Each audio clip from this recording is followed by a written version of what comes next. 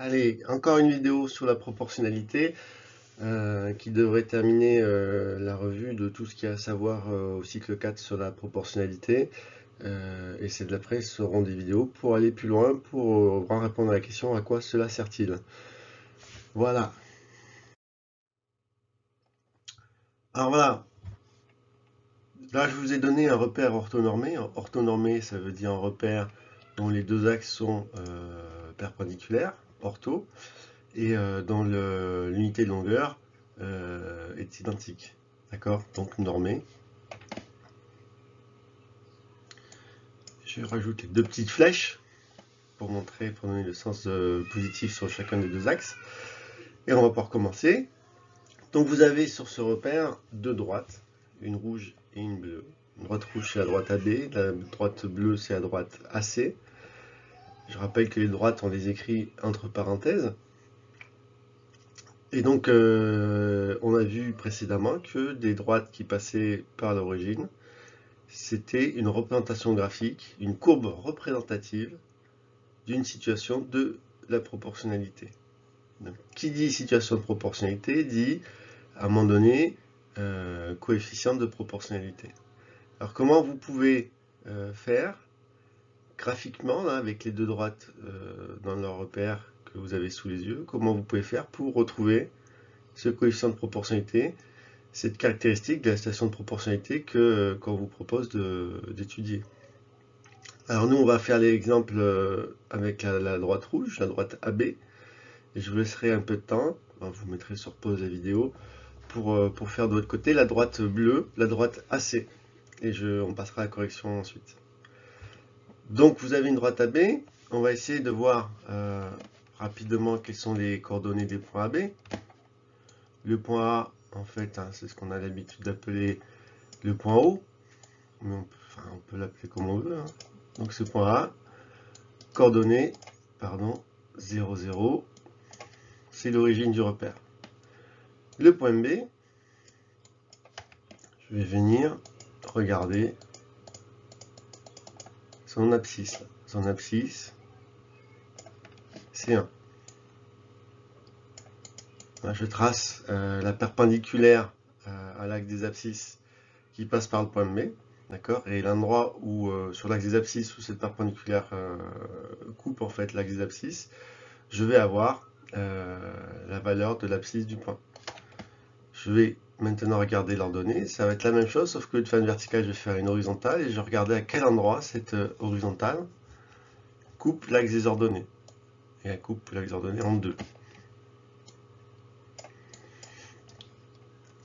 Donc dans le cours, on vous a dit que les droits qui passaient par l'origine du repère représentaient une situation de proportionnalité. Donc on va prendre deux grandeurs. La situation de proportionnalité se situe entre deux grandeurs. Et donc si nos droites représentent la situation de proportionnalité, ça va être en fait leurs coordonnées qui vont nous permettre de qualifier cette situation de proportionnalité. Donc j'appelle grand X ici les abscisses, grand Y les ordonnées. Mon premier point, j'ai 0, 0. On ne met pas beaucoup ça. Ensuite, je vais avoir le point 1, 2. A fortiori, avec ça, je suis censé pouvoir connaître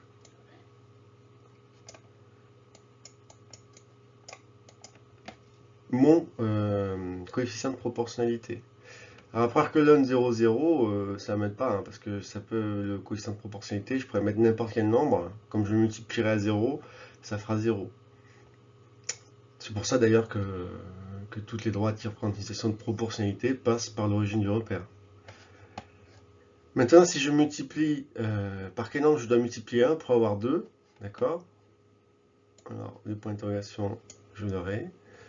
Et on va dire qu'on va multiplier par 2 effectivement. D'accord? Donc, mon coefficient de proportionnalité, c'est 2. D'accord? Donc graphiquement, vous le lisez ici, là. Je vais changer de couleur.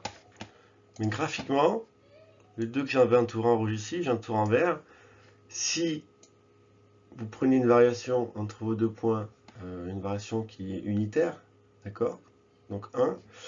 Votre coefficient de proportionnalité, vous allez lire directement sur l'axe des ordonnées, d'accord? Et ce sera 2.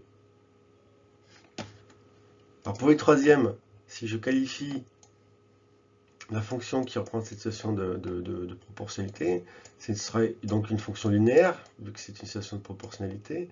Donc à x, je fais correspondre à 2x. Ce qui veut dire que si je prends l'image de x par la fonction f, ça va être égal à 2x. Sauf que là, on vient de dire quoi? On vient de dire que f de 1, l'image de 1 par la fonction f, c'est 2. Mais par définition, c'est aussi...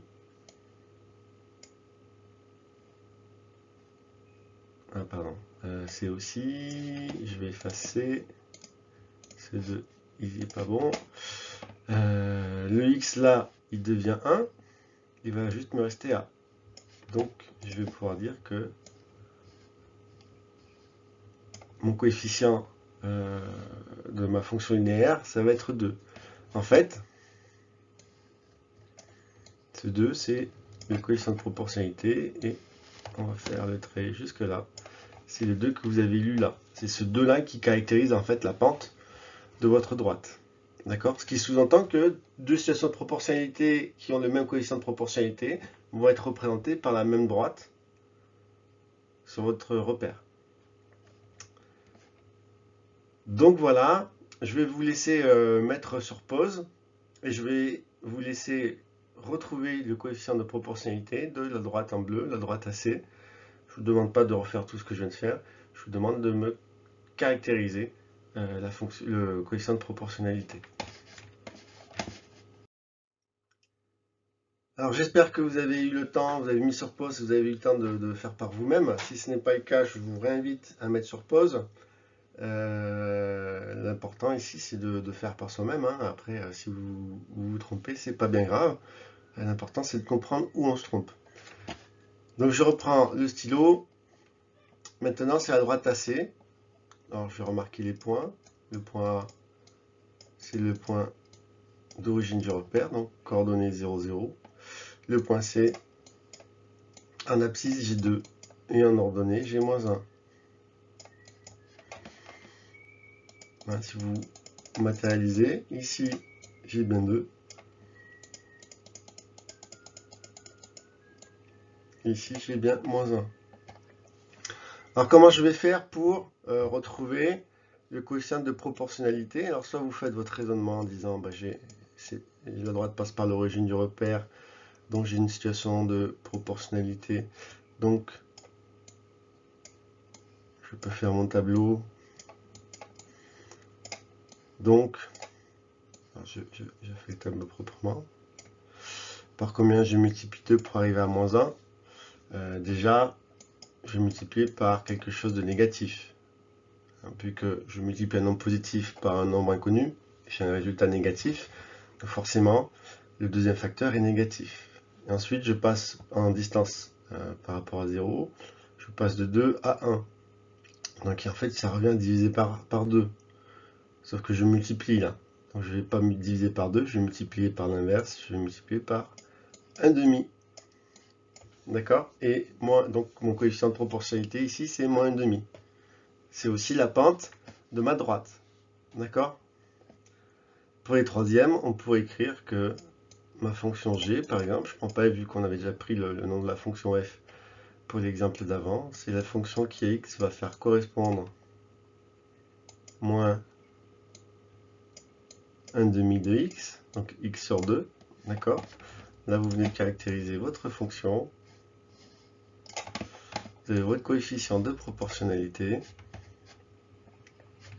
Alors, ça veut dire quoi?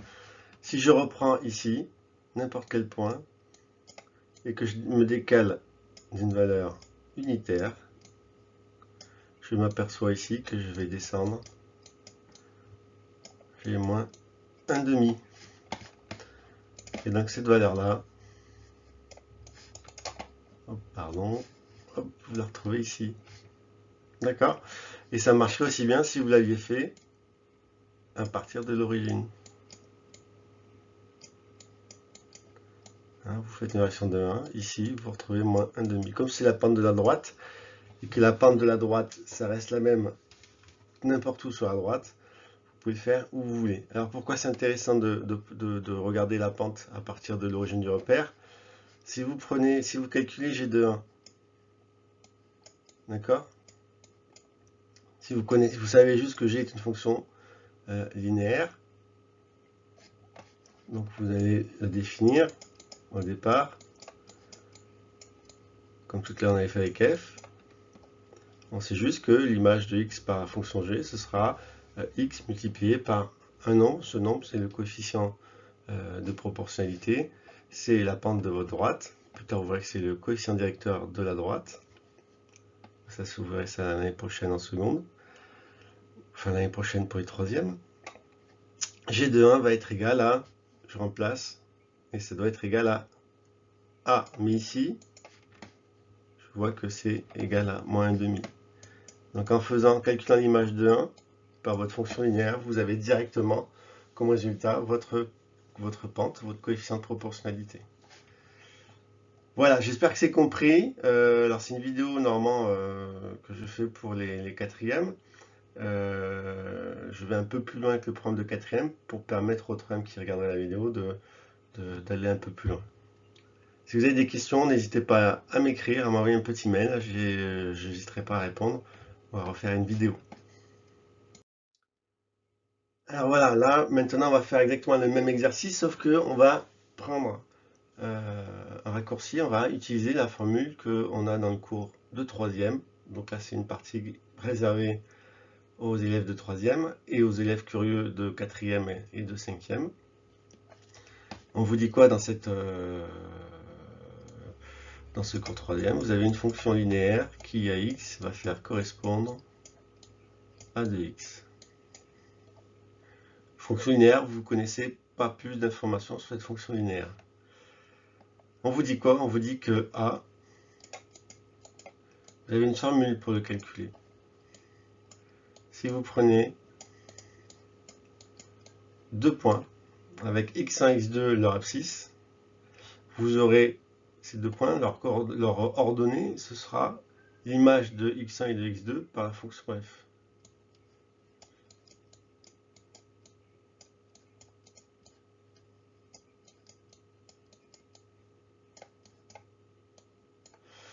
Et donc on vous donne cette formule-là. En clair, le coefficient de votre fonction linéaire va être égal à la différence des ordonnées sur la différence des abscisses. Donc je prends sur ma courbe, ma droite rouge, d'accord, je vais prendre les points B et E. Donc j'ai B,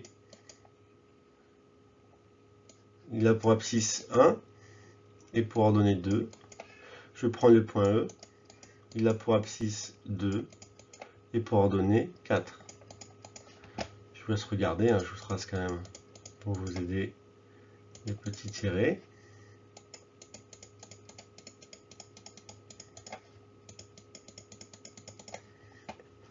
Donc voilà, dans cet exemple-là, j'ai quoi? Ici, j'ai x1,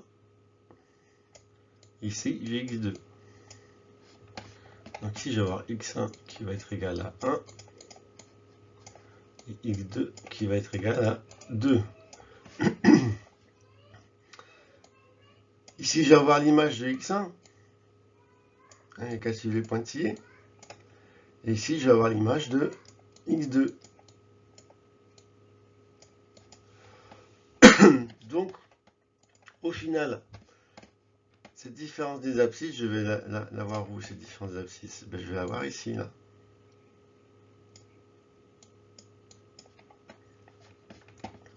Je change de couleur. Et cette différence sur les ordonnées, sur les images, je vais la lire ici, sur les ordonnées. Les images, ce sera sur les ordonnées. D'accord? Donc ici, au numérateur et dénominateur, j'ai deux longueurs finalement. Deux longueurs que je peux lire directement sur les axes.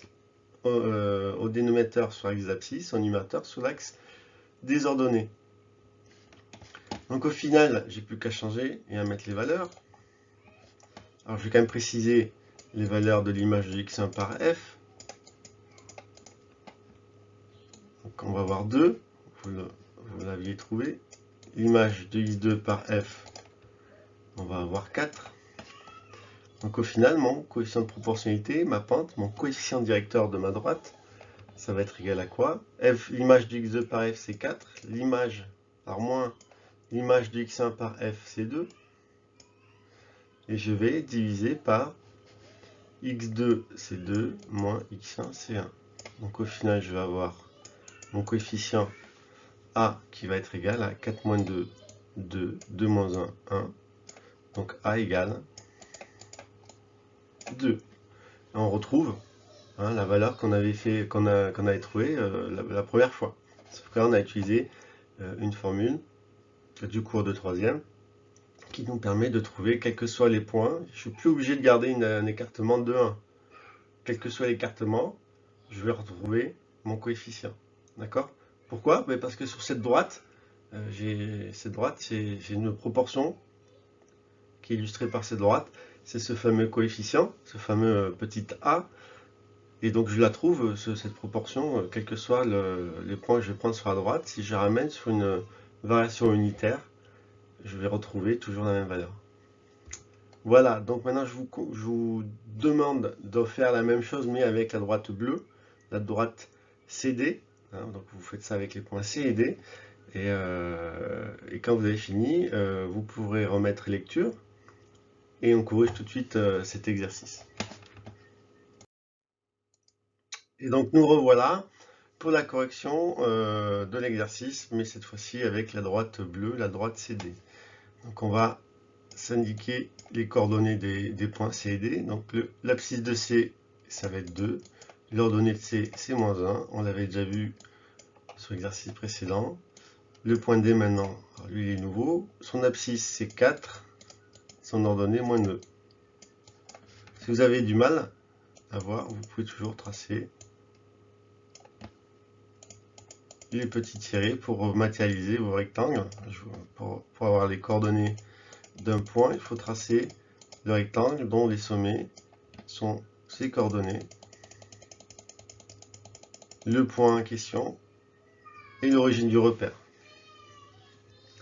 On lira l'abscisse toujours sur le même axe, en général horizontal, et les ordonnées toujours sur le même axe, en général vertical.